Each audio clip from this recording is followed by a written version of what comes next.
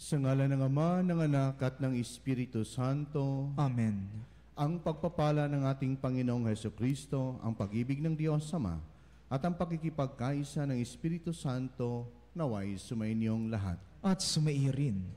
Ipagdasal din natin ang lahat ng mga intensyon sa misang ito at ang ating mga personal na mga intensyon. At pasalamatan natin ang Diyos sa mga biyayang ating natanggap. Mga kapatid, aminin natin ang ating mga kasalanan upang tayo maging marapat, gumanap sa banal na pagdiriwang. Inaamin ko sa makapangyarihang Diyos at sa inyo mga kapatid, na lubha akong nagkasala sa isip, sa salita at sa gawa, at sa aking pagkukulang. Kaya isinasamo ko sa mahal na Birheng Maria, sa lahat ng mga anghel at mga banal, at sa inyo mga kapatid, na ako'y panalangin sa Panginoong ating Diyos. Kaawaan tayo na makapangyarihang Diyos, patawarin tayo ng ating mga kasalanan, at patubayan tayo sa buhay na walang hanggan.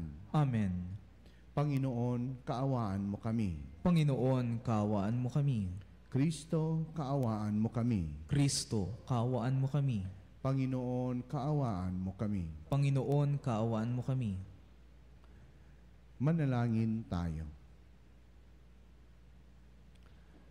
Ama naming makapangyarihan, pinuspos mo ang paring si San Vicente na mga mabubuting katangian bilang sugong alagad para sa kapakanan ng mga dukha at naghubog sa kaparian. Ipagkaloob mong kaming pinag-aalab ng gayong ding layunin ay magmahal sa kanyang minamahal at makapamuhay ayon sa kanyang ipinangangaral. Sa pamamagitan ni Hesukristo, kasama ng Espiritu Santo, magpa sa walang hanggan. Amen. Pagbasa mula sa aklat ni Esdras. Sa oras ng paghahandog, akong si Esdras ay tumindig, nagulanit ang kasuotan at nanikluhod sa harapan ng Panginoon. Ganito ang idinaing ko sa Kanya. Diyos ko, hindi ako makatingin sa iyo dahil sa kahihiyan, bunga ng kasamaan naming suko sa langit. Mula sa kapanahunan ng aming mga magulang hanggang ngayon, hindi na kami nakaahon sa kasalanan. Dahil dito, kami, ang aming mga hari at mga saserdote, ay binayaan niyang mabihag, patayin, dambungin, at ibilad sa kahihiyan ng iba't ibang hari. At ngayon, kahabagan ninyo kami. Niloob ninyong may ilang matira sa amin at muling binigyan ng puwang sa lupaing ito na inyong itinangi. Muli ninyong isinilay sa amin ang inyong paningin at binigyan kami ng pagkakataong makaahon sa pagkaalipin. Naging alipin nga kami sa mahabang panahon, gayunmay hindi ninyo kami pinabayaan. Pinukaw ninyo ang kalooban ng hari ng Persia. Kaya binigyan niya kami ng pagkakataong maitayo uli ang iyong templo at ayusin ang kasiraan upang makapanirahan kaming tiwasay sa Huda at sa Jerusalem. Ang salita ng Diyos. Salamat sa Diyos. Ang Diyos na walang hanggay, atin ngayong papurihan. Ang Diyos na walang hanggay, atin ngayong papurihan. Diyos ay nagpaparusa na taglay ang habag. Kung tayo may malibing, sa hukay masadlak, muling hinahango niya't binubuhay. Walang makatatakas sa kanyang kapangyarihan. Ang Diyos na walang hanggay, atin ngayong papurihan. Kayong Israelita, papurihan ninyo ang Diyos sa harap ng mga hentil na pinagtapunan sa inyo. Ang Diyos na walang hanggay, atin ngayong papurihan. Dooy pinakita sa inyo ang kanyang kapangyarihan. Siya ay purihin ng bawat nilalang, ang Panginoong ating Diyos na walang hanggan. Ang Diyos na walang hanggay, atin ngayong papurihan. Pinagdusa man kayo sa inyong kasalanan, ngunit kahahabagan kayo at muling ibabalik sa inyong tahanan mula sa mga bansang umalipin sa inyo. Ang Diyos na walang hanggay, atin ngayong papurihan. Talikdan na ninyo ang inyong mga kasalanan at mamuhay kayo ng karapat-dapat sa harapan niya. Kung magkagayon, ang habag ng Panginoon ay inyong madarama. Ang Diyos na walang hanggay, atin ngayong papurihan.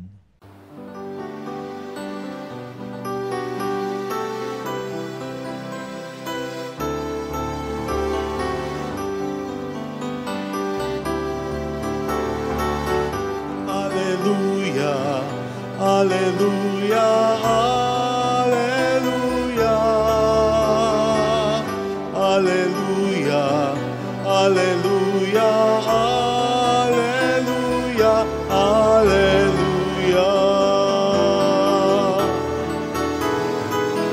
alleluia, alleluia, alleluia,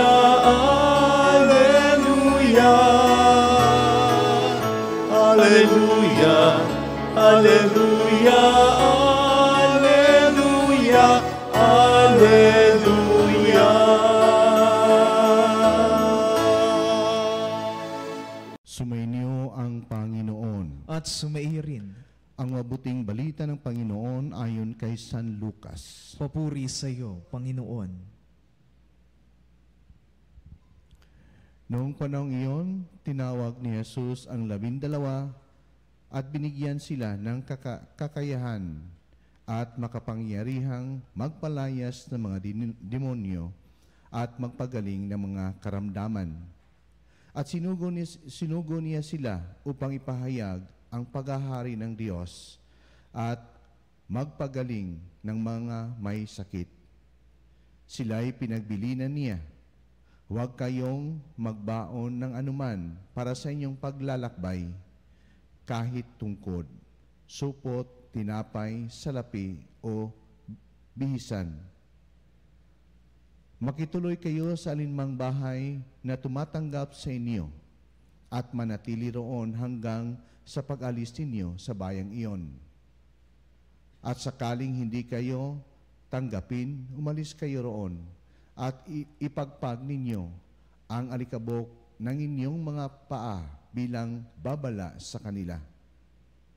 Kaya't humayo ang mga alagad at naglakbay sa mga nayon at ipinangangaral ang mabuting balita at nagpapagaling ng mga may sakit sa lahat ng dako. Ang mabuting balita ng Panginoon. Pinupuri ka namin, Panginoong Hesu Kristo.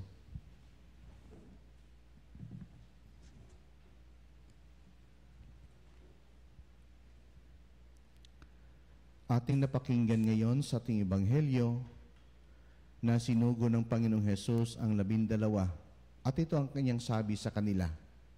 Huwag kayong magbaon ng anuman para sa inyong paglalakbay, kahit tungkod, supot, tinapay, salapi o bisihan. Makituloy kayo sa alinmang bahay na tumatanggap sa inyo at manatili roon hanggang sa pag-alis ninyo sa bayang iyon. Dahil nga ito ang ibinibilin ng Panginoon sa kanila, hindi po ibig sabihin na pababayaan lamang sila ng Diyos. Ika nga, God would surely provide for their material needs. Kaya ang mga alagad din ay napapakita ng kanilang pagtitiwala sa grasya ng Diyos. Ibig sabihin, tinuturo ng Panginoon sa kanila ang providence. Alam natin na ang Tagalog ng providence ay kalooban ng Diyos o patnubay mula sa Diyos. Ibig sabihin na God will provide everything the disciples will need to accomplish their task. Ibig sabihin, hindi iiwanan at hindi pababayaan ng Diyos ang mga alagad sa gagawin nilang pagpapahayag ng mabuting balita. Kaya dapat nating malaman na sa panahon ng ating Panginoon, sa kultura nila, lalong-lalo na sa kultura ng mga Hudyo, kapag ikaw ay isang guro o kaya isang master at kasama mo ang iyong mga alagad na mga ngaral ng salita ng Diyos, sa paglubog ng araw, huwag kang mag-alala dahil may mga pamilyang magpatuloy sa iyo sa kanilang tahanan. Kaya, masasabi natin na libre na ang lahat, ang pagtulog, ang pagkain. Ibig sabihin, hindi na sila mag-alala kung ano ang kakainin, kung ano man ang kanilang, kung saan sila tutuloy.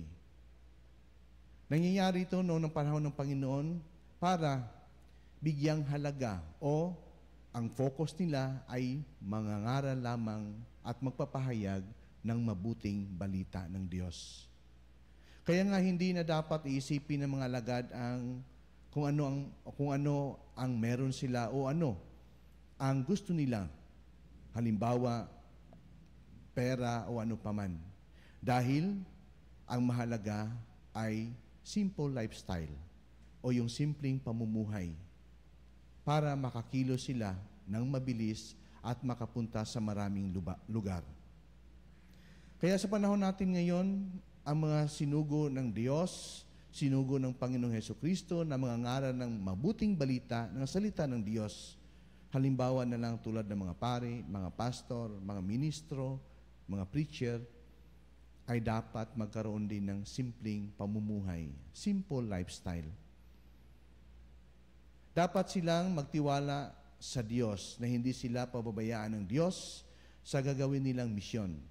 Dapat ang focus lamang nila ay ang pagpapahayag ng salita ng Diyos at hindi yung mga material na mga bagay. Sa lahat ng mga ngaral ng salita ng Diyos at sa lahat ng mga Kristiyano, Jesus is saying that we should not let our material goods make us forget our dependence on God or harden our hearts to the poor. Ibig sabihin, we will not focus on the material things, but we will focus on trusting God, and God will provide us sa ating pagmimisyon. We must trust God that God will always provide what we really need for the mission and not what we want for our convenience and pleasure. Kaya ito po'y paalala sa lahat ng mga alagad o sa lahat na sumusunod kay Kristo. Kahit kailan ay hindi pwedeng gawin ang isang mangangaral na negosyo ang pagpapahayag ng salita ng Diyos. Kaya ito din ang ating nasaksihan o nalaman na ipinapakita ni San Vicente de Paul na ginugunita natin sa araw na ito. Si San Vicente de Paul ay isang Katolikong pari na ginugugol niya ang kanyang buhay sa pangangaral ng salita ng Diyos at sa pagtulong sa mahirap. At siya rin ay nagtatag ng mga congregation tulad ng Ladies of Charity, isang samahan ng mga kababaihang tumutulong upang ipahayag ang Ebanghelyo. At itinatag din niya ang Congregation of Priests of the Mission na kilala nating mga Vincentian, na kung saan ipinalaganap ang mabuting balita. Pero ang focus nila is to help the poor. Kaya ang halimbawa ni San Vicente de Paul ay isang pagpapahayag ng mabuting balita na namumuhay sa simpleng paraan. Kaya mga kapanalig, ito din ay paalala sa atin bilang mga tagasunod ni Kristo. Ang ipinapakita ni San Vicente de Paul ay isa lamang sa mga halimbawa na itinuturo ng Panginoong Hesus. At ito din dapat nating tupdin sa ating buhay pananampalataya na magiging tagapagpadala ng mabuting balita sa lahat sa pamamagitan ng simpleng pamumuhay at pagsasabuhay ng salita ng Diyos. Kaya mga kapanalig, tayong lahat ay mga alagad ng Diyos. Mga pari, mga reliyoso, mga lingkod ng simbahan, mga bininyagan. Kaya isang paalala sa atin na sana suriin natin ang ating sarili. Baka, dala-dala natin ang mga sangkatutak na mga bagahe o yung mga bagay na nagiging hadlang sa pagganap natin sa ating misyon bilang isang Kristiyano. Kaya ito'y paalala sa atin na bilang mga bininyagan at mga alagad ng Diyos, ipalaganap natin ang mabuting balita sa pamamagitan ng ating gawa, sa simpleng paraan, sa simpleng pamumuhay. Alalahanin natin ang sinabi ng Panginoong Hesus, huwag kayong magbaon ng anuman para sa inyong paglalakbay, kahit tungkod, supot, tinapay, salapi o bisihan. Makituloy kayo sa alinmang bahay na tumatanggap sa inyo at manatili roon hanggang sa pag-alis ninyo sa bayang iyon. Pinapaalala sa atin, we always trust in the providence of God. God will always provide.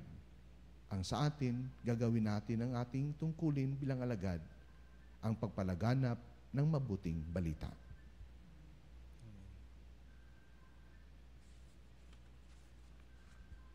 Inaanyahan tayo ng Diyos Ama upang maging lingkod na magpapalaganap ng mabuting balita ng kaligtasan sa lahat. Hilingin natin sa Ama na gawin tayong kapanipaniwalang mga saksi. Panginoon, dinggin mo ang aming panalangin. Panginoon, dinggin mo ang aming panalangin. Ang simbahan naway patuloy na mag-anyaya at magsugo ng mga misyonero upang ipahayag ang mabuting balita sa lahat ng bansa at dako. Manalangin tayo sa Panginoon. Panginoon, dinggin mo ang aming panalangin. Ang mga Kristiyano naway maging masigasig sa pagpapahayag ng salita ng Diyos sa mga hindi pa sumasampalataya at hindi pa tumatanggap nito. Manalangin tayo sa Panginoon. Panginoon, dinggin mo ang aming panalangin. Maraming tao nawa ang mahikayat sa pananampalatayang Kristiyano, bunga ng ating makatotohanang pagsaksi. Manalangin tayo sa Panginoon. Panginoon, dinggin mo ang aming panalangin.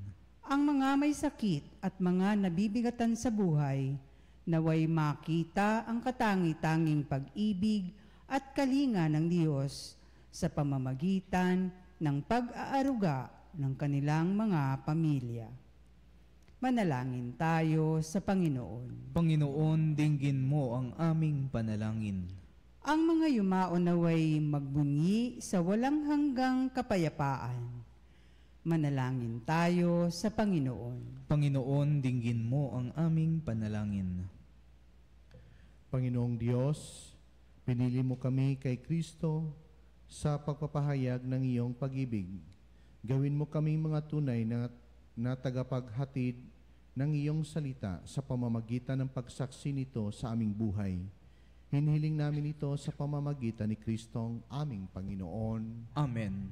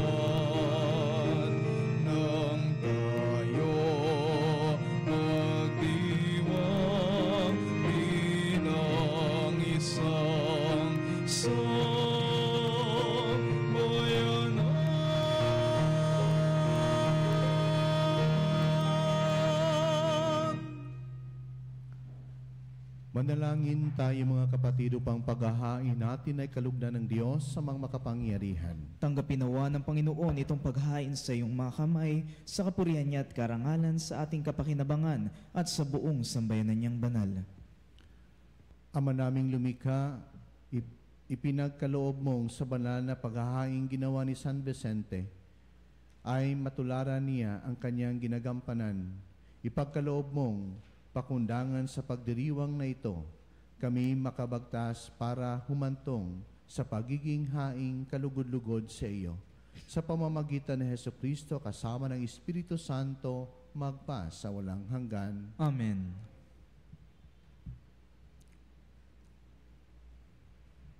Sumainyo ang Panginoon. At sumairin. Itaas sa Diyos ang iyong puso at diwa. Itinaas na namin sa Panginoon. Pasalamatan natin ang Panginoong ating Diyos. Marapat na siya'y pasalamatan.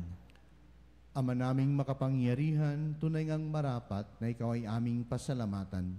Sa pamamagitan ni Jesucristo na aming Panginoon. Ngayong si San Vicente de Paul ay pinarangalan sa pamumuhay niyang totoong uliran at pagiging maasahan sa panunungkulan. Kaya't si Jesucristo na maasahan sa katapatan ay inihahayag sa pangangasiwa ng sambayanan. Ang malasakit na mga ulirang tagapangasiwa noon ay nagpapatuloy magpahanggang ngayon sa mga panalangin kanilang iniukol kaysa ng sambayanan mong dito'y nagtitipon. Kaya kaysa ng mga anghel na nagsisiawit ng papuri sa iyo na walang humpay sa kalangitan, kami nagbubunyi sa iyong kadakilaan.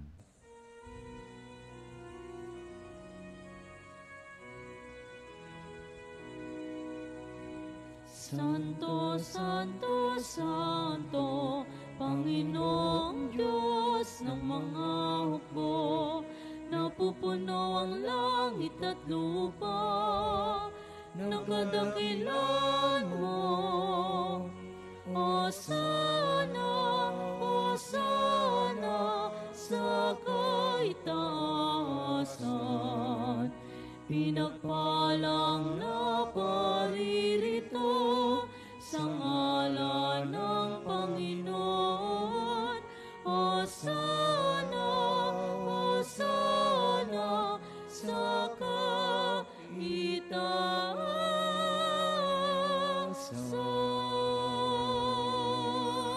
Ama naming banal, ikaw ang bukal ng tanang kabanalan. Kaya't sa pamamagitan ng iyong Espiritu gawin mong banal ang kaloob na ito upang para sa amin maging katawan at dugo ng aming Panginoong Hesukristo. Bago niya pinagtiisang kusang loob na maging handog, hinawakan niyang tinapay, pinasalamatan kaniya, pinaghati-hati niya iyon, inabot sa kanyang mga alagad at sinabi, "Tanggapin ninyong lahat ito at kanin. Ito ang aking katawan na ihahandog para sa inyo."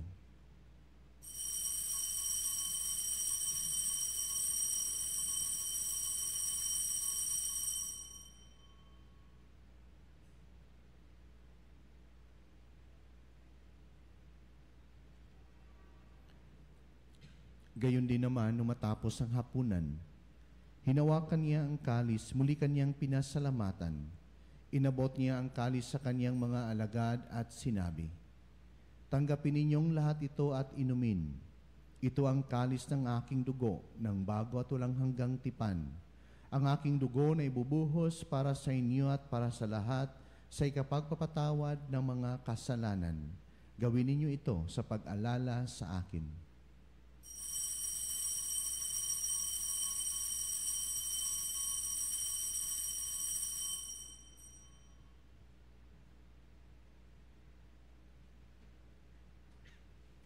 Ipagbunyi natin ang misteryo ng pananampalataya. Aming pinahayag na namatay ang iyong anak, nabuhay bilang Mesiyas at nagbabalik sa wakas para mahayag sa lahat. Ama, ginagawa namin ngayon ang pag-alala sa pagkamatay at muling pagkabuhay ng iyong anak. Kaya tinaalay namin sa iyo ang tinapay na nagbibigay buhay at ang kalis na nagkakaloob ng kaligtasan. Kami nagpapasalamat dahil kami yung minarapat na tumayo sa harap mo para maglingkod sa iyo. Isinasamo namin kaming magsasalo-salo sa katawan at dugo ni Kristo ay mabuklod sa pagkakaisa sa pamamagitan ng Espiritu Santo. Alalahanin mo rin ang mga kapatid naming nahimlay na may pag-asang sila'y muling mabubuhay. Gayon din ang lahat ng mga pumanaw. Kaawaan mo sila at patuloyin sa iyong kaliwanagan. Kaawaan mo at aginapatin kaming lahat na makasalo sa iyong buhay na walang wakas. Kaisa na mahal na Berheng Maria, na ina ng Diyos, ng kabiyak ng puso niyang si San Jose, kaisa ng mga apostol, ni San Vicente de Paul at lang lahat ng mga banal na namuhay dito sa daigdig ng kalugod-lugod sa iyo. May pagdiwang nawa namin ang pagpupuri sa ikararangal mo sa pamamagitan ng iyong anak, na aming Panginoong Hesu Kristo.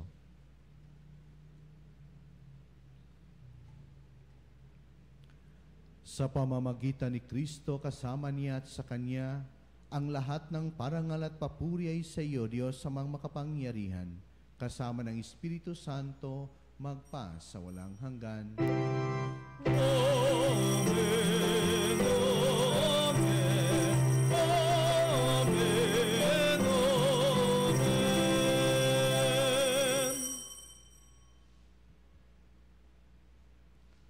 Sa tagubili ng mga nakagaling na utos sa turo ni Jesus na Panginoon natin at Diyos, ipahayag natin ng lakas loob.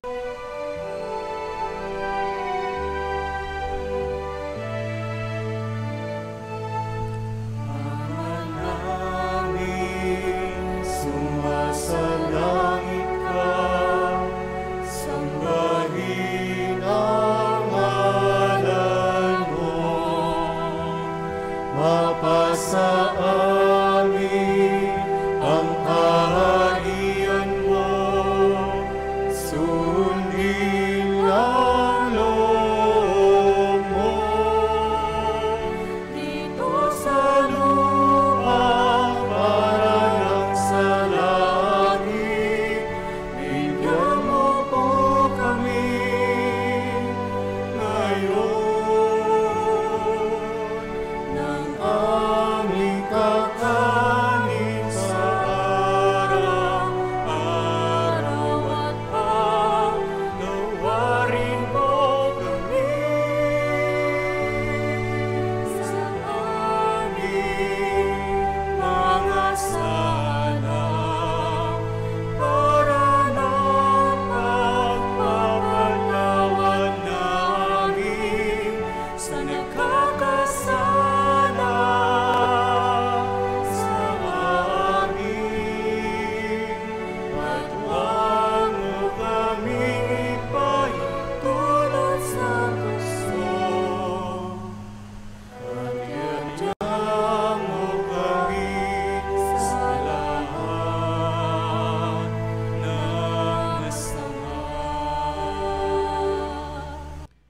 Hinihiling namin kami adya sa lahat ng masama, pagkalooban ng kapayapaan araw-araw, iligtas sa kasalanan, at ilayo sa lahat ng kapahamakan, samantalang aming pinananabikan ng dakilang araw ng pagpapahayag ng tagapagligtas naming si Hesu Kristo. Sapagkat iyo ang kaharian at ang kapangyarihan at ang kapurihan magpakailanman. Amen. Panginoong Hesu Kristo, sinabi mo sa iyong mga apostol, kapayapaan ang iniiwan ko sa inyo, ang aking kapayapaan ang ibinibigay ko sa inyo. Tunghayan mo ang aming pananampalataya at huwag ang aming pagkakasala. Pagkalooban mo kami ng kapayapaan at pagkakaisa ayon sa iyong kalooban, kasama ng Espiritu Santo magpa sa walang hanggan. Amen. Ang kapayapaan ng Panginoon ay laging sumainyo. At sumaihi rin. Magbigayan tayo ng kapayapaan sa isa't isa. Kordero ng Diyos na nag-aalis ng mga kasalanan ng sanlibutan, maawa ka sa amin. Kordero ng Diyos na nag-aalis ng mga kasalanan ng sanlibutan, maawa ka sa amin. Kordero ng Diyos na nag-aalis ng mga kasalanan ng sanlibutan, ipagkaloob sa amin ang kapayapaan. Ito ang kordero ng Diyos. Ito ang nag-aalis ng kasalanan ng sanlibutan. Mapalad ang mga inaanyahan sa kaniyang piging. Panginoon, hindi ako karapat-dapat na magpatuloy sa iyo, ngunit sa isang salita mo lamang ay gagaling na ako.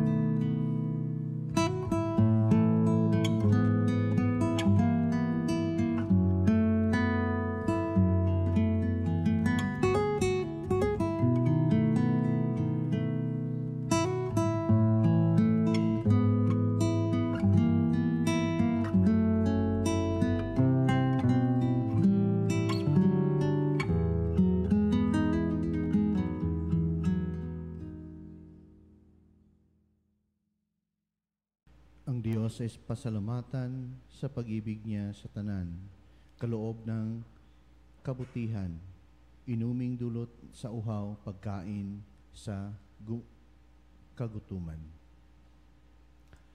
Manalangin tayo.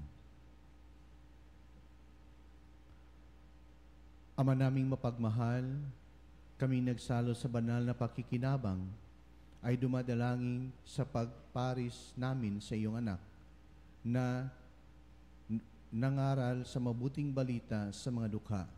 Kami naway mabighani sa mga halimbawa ni San Vicente at matulungan ang kanyang pagtatagkilik sa pamamagitan ni Jesucristo kasama ng Espiritu Santo magpa sa walang hanggan. Amen.